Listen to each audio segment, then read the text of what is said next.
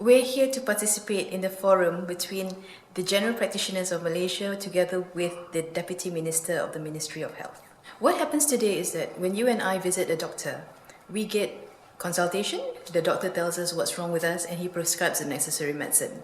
Moving forward, there is a plan that may or may not be put in place where when we go to the clinic, we see the doctor prescribes us medicine and we go to a pharmacy to buy it. So now this forum between the general practitioners and the Deputy Minister is to establish whether this is a better move forward for Malaysia or otherwise. Today we have a meeting with our Deputy Minister of Health regarding dispensing. Of course, if in the short words that we say no to the S. Why no? No, because as we doctor, we are very close to the community. What we are concerned now is the population, the rakyat. Because if this thing happen, definitely the cost of health will be increased. As per today, almost 40 years, I think, we are functioning in Malaysia, and then we are really very reasonable, and now we can proud of, because our nation is considered as number 3, the health provider, very sufficient and efficient accessibility in the world. We are allowed to give our consultation between $30 to $125. But you see, regarding considering the MCO, managed care organization, so our consultation now between $10 to $20. Not a Malaysian, everything one fast. Okay. So they think, why should you go to pay the doctor? You can go straight to the pharmacy and buy medication. But that is very, very, very dangerous, what we call talking about safety, what we are talking just now. Mm-hmm. Because if you acute gastritis, for example, or acute abdomen, for example, because a patient, why go to the doctor? They go straight to the pharmacy. So the pharmacy will prescribe gastritis, and suddenly ruptured appendix. Who is being responsible, I just give you a scenario in Sarawak. Okay, the patient goes out from the kampong. Took them about 5 hours to get to a clinic. I have seen them wait because I worked in Sarawak before. They wait to see doctor 5 hours. So if you imagine, they took 5 hours on the journey, 5 hours to see the doctor, and let's say by the time 10 o'clock they get the prescription and the pharmacy is already closed. Where do they stay? I have seen many patients sleep on the corridor with little children with sick parents. You need to travel to 2 places. Malaysian's weather is not like British weather. You have very light rain, but here we get pouring rain, pouring cats and dogs. So you imagine a disabled patient crawling under the heavy rain to go to get the patient. At one, you have to find 2 parking spaces. You have to pay 2 parking fee, and then you have to go to the pharmacist. If the pharmacist got the medicine that you want, it's okay. But if the pharmacy doesn't have the medicine that you want, you might have to go travel again to another pharmacy.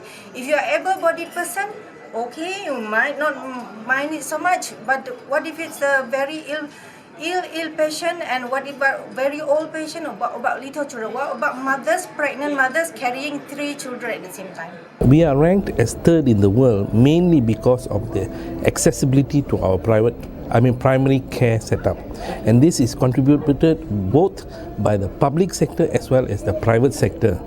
It is because that if you go anywhere within a distance of 5 kilometers, you will find either a public or a private primary care center that provides healthcare. So this covers not only the urban areas but the rural as well as the interior areas. And this access, it's either you go by boat, road, or any other modality, but you can get access to healthcare in almost 99% of the country. Now, if we start changing the rules, we need to change the rules to improve the quality of healthcare that reaches the patient, not change because of certain interested parties. And therefore, at this current moment, having the separation of dispensing and prescription is not in the interest of the country, nor is it in the interest of the public, because it is most likely going to increase the cost and reduce the accessibility to healthcare. And this therefore would make our ranking drop down, and that's not something that we want. And you know, WHO uses Malaysia as an example on how to give primary healthcare, especially in maternal and child healthcare.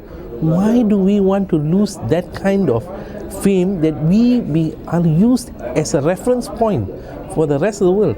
US is never used as a reference point because their healthcare is terrible. They don't have accessibility to healthcare for all the patients.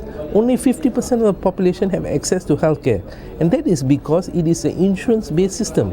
The healthcare system in both the US and in the UK are actually now floundering, and they are looking at how to restructure so that they can provide better quality of health. Every election, if you go in UK, which is coming soon, they are talking about the NHS. And the biggest battle among the political parties is the quality of healthcare and how they want to change the healthcare for the better. Okay, and they say the current healthcare system is no good, we want to improve it. Each one has their own ideas, but to date, I wouldn't want to follow their system because I worked in that system and I know it's a waste of money having so many managers working in a hospital when you can provide much more doctors and nurses and other allied health care professionals to provide a better quality of service.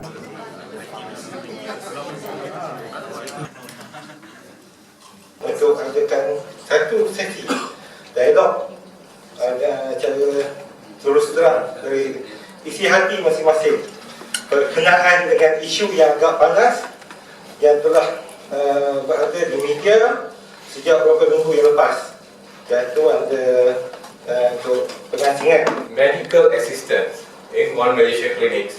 They diagnose and prescribe medicine. Now you and your Ministry of Health, you try to separate and see what's the feedback from the rakyat. I think that would be a very interesting thing to start at your place. You tell your medical assistants to give a prescription and tell the rakyat you go and collect your prescription from the pharmacies. And then safety, safety, safety. We doctors have been trained many years for safety. The first thing we do, knock into our heads, is safety. Nothing else but safety. Profit was not even an agenda later on. This is an issue that they blown out of proportion, not our fault. They fought the war with us for a reason. They want this undang to be made in such a way that it can be used for every person, if possible, cover the best of everything. But unfortunately, there's a lot of hidden things behind it. We can see how it's going to work now. They fight for safety, talk about safety, but my pharmacist is giving antibiotics without sending the patient to any doctors. We have proof, tons of proof. Where is this safety then? Can your courier send the drug to a house 10 miles away and the courier advise the patient to take medicine? That's not fair. This is being promoted online now. We have seen it. These are the things we are discussing about. If you really want safety, don't tell the doctor that you're not safe. We make mistakes. The mistake we make, we correct as much as we can. We don't want to fight. Bahagian Pharmacy, you know how I work with you. I send you data. If my doctors are being naughty, you tell me. All our doctors work together under one umbrella now. This is the United Association now. We work for that. Okay?